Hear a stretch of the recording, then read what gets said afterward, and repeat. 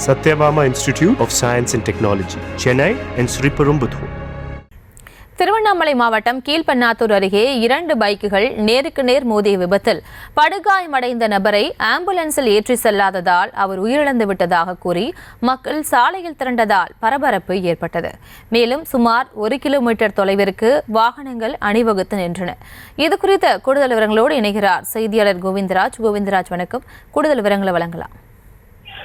வணக்கம் பிரியங்கா. திருவண்ணாமலை மாவட்டம் கீழ்பண்ணாத்தூர் அருகே திருவண்ணாமலை திண்டிவனம் தேசிய நெடுஞ்சாலையில் சோமாசுபாடி அருகே திருவண்ணாமலையில் இருந்து கீழ்பண்ணாத்தூர் நோக்கி சென்ற இருசக்கர வாகனம் மற்றும் கைகோளத்தில் இருந்து திருவண்ணாமலை நோக்கி சென்ற இருசக்கர வாகனம் இரண்டும் நேருக்கு நேர் மோதியதில் சம்பவ இடத்திலே கைகோளம் கிராமத்தை சேர்ந்த பரசுராமன் வயது 45 பலியானார். மேலும் உடன் பயணித்த ஒரு ஆண் 2 பெண் உட்பட 3 பேர் பலத்த காயத்துடன் ஏற்பட்டனர். இவர்களை காவல்துறை மீட்டு திருவண்ணாமலை அரசு மருத்துவமனை கல்லூரி மருத்துவமனை சிகிச்சைக்காக அனுப்பி வைத்தனர்.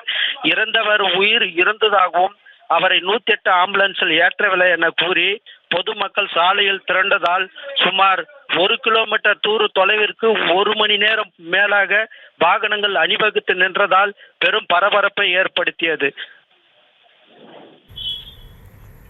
விவரங்களுக்கு நன்றி Govindaraj. Satyabama Institute of Science and Technology, Chennai and Sriperumbudur.